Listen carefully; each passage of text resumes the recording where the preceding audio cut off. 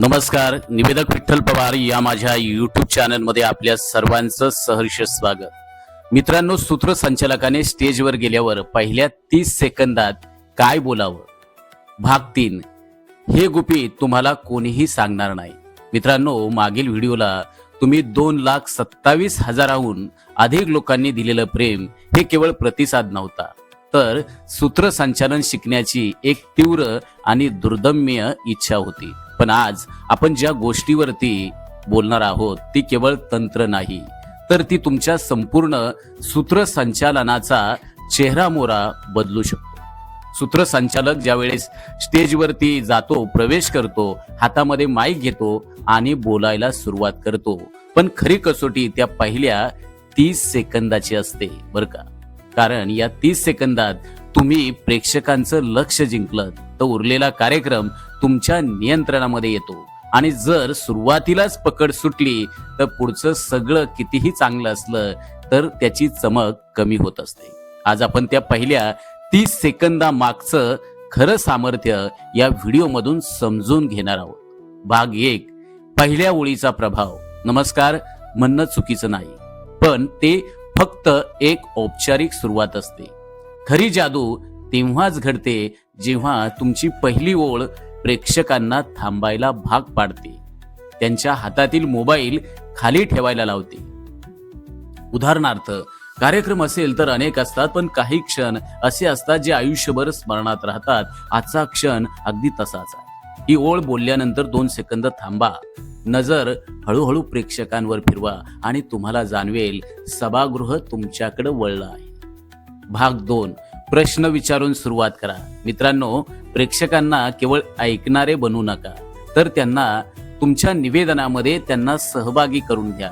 इथं बसलेल्या प्रत्येकानं कधी ना कधी स्टेजवर बोलण्याचं स्वप्न पाहिलं असेल, पण किती जणांनी त्या भीतीवर खऱ्या अर्थानं विजय मिळवला आहे? हा प्रश्न केवळ शब्द नसतो, तर तो त्यांच्या मनाला स्पर्श करतो. अचानक ते विचार करू लागतात आणि त्याच क्षणी त्यांचं लक्ष पूर्णपणे तुमच्याकडे केंद्रित होतं. मित्रांनो, भाग 3. भावनिक कनेक्शन. आता आपण हे समजावून घेणार आहोत. प्रत्येक कार्यक्रमाची एक भावना असते आणि ती भावना जर सुरुवातीलाच स्पर्शली तर प्रत्येक प्रेक्षक तुमच्याशी जोडले जातात. हा माझा स्वतःचा अनुभव आहे. जर कार्यक्रम शाळेचा असेल, आईच्या डोळ्यातील अभिमान आणि वडिलांच्या चेहऱ्यावरचं समाधान आणि विद्यार्थ्यांच्या मनात उमलणारी स्वप्न, या सर्व भावनांचा आजचा हा सुंदर संगम आहे. जर लग्न समारंभ असेल तर मित्रांनो, 2 कुटुंबांचं नातं, 2 हृदयांचं मिलन आणि आयुष्यभराच्या सहप्रवासाची आज सुरू होणारी वाटचाल, याचा हा मंगल सोहळा आहे. अशा शब्दांनी कार्यक्रमाला सुरुवातीपासूनच आत्मा मिळतो, हे आपण लक्षात घ्या. भाग 4. काय करू नये. काही छोट्या चुका सुरुवातीलाच प्रभाव कमी करू शकतात.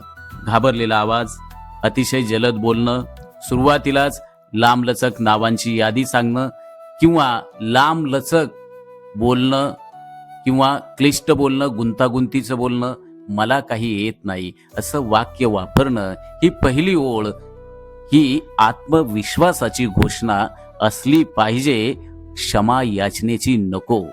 भाग 5. देहबोलीचं गुपित.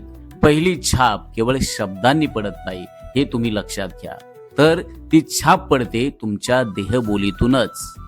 माईक छातीसमोर स्थिर ठेवा, नजर खाली नको, थेट प्रेक्षकांवर ठेवा आणि पहिल्या वाक्यानंतर 2 सेकंद थांबा. हलके स्मित कायम ठेवा. लक्षात ठेवा, तुमची उपस्थितीच तुमचा पहिला संदेश असते. या ठिकाणी मी प्रॅक्टिकल डेमो आपल्याला देतोय की या ठिकाणी 2 सुरुवातीला दाखवता येतील. एक साधी आणि औपचारिक, दुसरी प्रभावी आणि भावनिक, आणि प्रेक्षकांना स्पष्टपणे फरक जाणवेल. सूत्रसंचालन म्हणजे केवळ बोलणं नाही, तर ते मन जिंकण्याचं कौशल्य आहे. पहिल्या 30 सेकंदात जर तुम्ही प्रेक्षकांची मनं जिंकली तर पुढचा संपूर्ण कार्यक्रम तुमच्या शब्दांभोवती फिरतो. म्हणूनच स्टेजवर जाण्याआधी तुमची पहिली ओळ तयार ठेवा. ती मनापासून बोला आणि आत्मविश्वासानं सादर करा. जर हा भाग मित्रांनो तुम्हाला उपयोगी वाटला असेल तर कमेंट्समध्ये नक्की लिहा, होय मी तयार आहे. पुढील भागात आपण जाणून घेऊ स्टेजवर गेल्यानंतर तुमच्या आवाजावर नियंत्रण कसं ठेवावं हे पाहणार आहोत. धन्यवाद. आमच्या चॅनलवर नवीन असाल तर सबस्क्राईब बटनावर क्लिक करा आणि बेल आयकॉन प्रेस करा.